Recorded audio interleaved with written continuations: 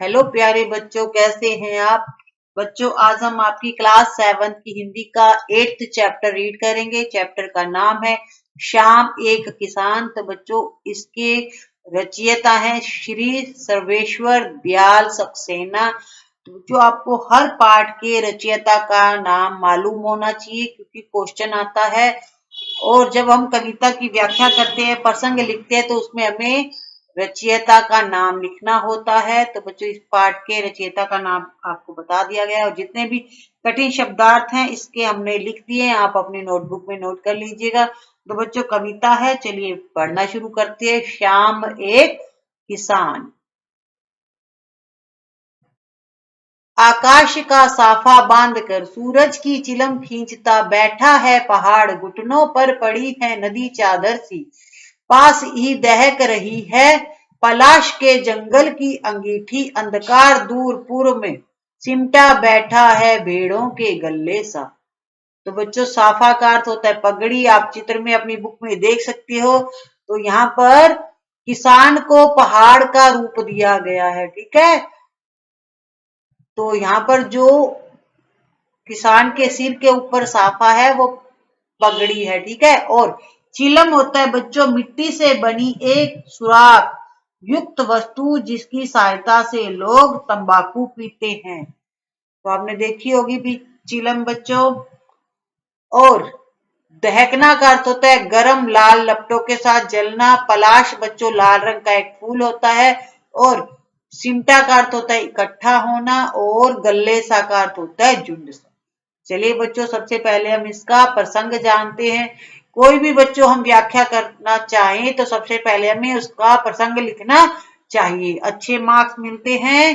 तो प्रसंग लिखना बहुत आवश्यक है। प्रसंग है इस पहरे का, यह पद्यांश श्याम एक किसान नामक शीर्षक कविता से लिया गया है।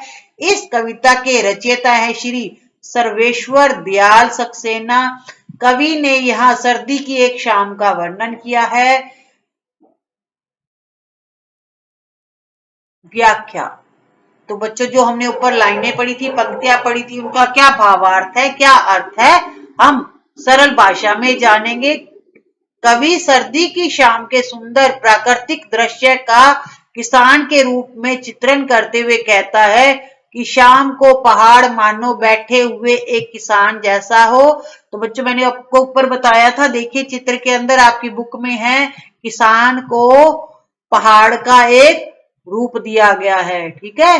कि जिस तरह पहाड़ मजबूत होता है, किसान भी वैसे ही मजबूत होता है। तो यहाँ पर पहाड़ मानो बैठे हुए किसान जैसा है, और आसमान पहाड़ के सिर पर साफे के समान बंधा हुआ है। तो बच्चों, यहाँ जो आप देख रहे हो पहाड़ के ऊपर, किसान के ऊपर जो ये पगड़ी सी है, ये क्या है, आसमान है, ठीक है।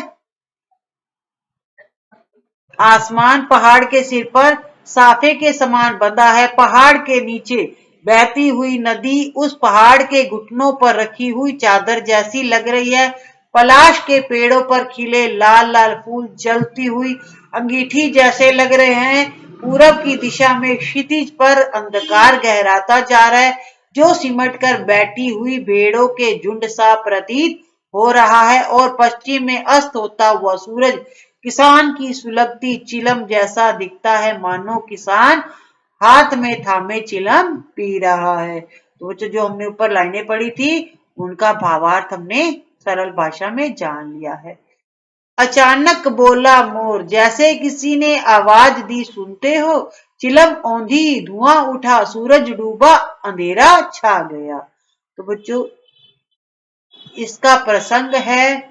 तो जिसके कठिन शब्दार्थ लिख दिए गए हैं। अचानक का अर्थ होता है एकाएक, औंधी उल्टी हुई, और डूबा का मतलब होता है अस्त। प्रसंग है इसका, यह पद्यांश श्याम एक किसान नामक शीर्षक कविता से लिया गया है।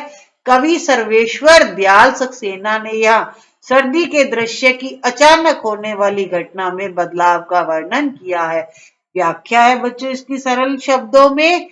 कवि कहता है कि सर्दी की शाम में प्रकृति में चारों ओर शांति व्याप्त है, लेकिन अचानक एक मोर बोल उठता है, जैसे किसी ने आवाज लगाई हो कि सुनते हो। इस आवाज के साथ ही सारा वातावरण बदल जाता है। यह एक ऐसी घटना लगती है जिसमें चिलम उलट गई हो, जिससे जलती आग बुझने लगी हो और धुआं उठने लगा हो, सूरज डूबने लगा है और रात का अंधेरा चारों ओर गहराने लगा है।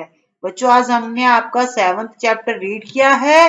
नेक्स्ट वीडियो में इसके हम क्वेश्चन आंसर करेंगे। तब तक आप चैप्टर को रीड करके रखिएगा, वीडियो को लाइक एंड शेयर जरूर करिएगा और चैनल को भी अभी तक आपने सब्सक्राइब नहीं किया है तो फटाफट कर दीजिएगा।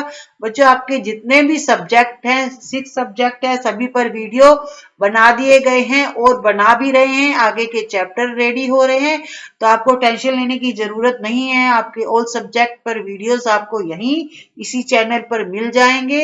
आप इसी तरह से वीडियो देखते रहिए। Thank you. Have a nice day.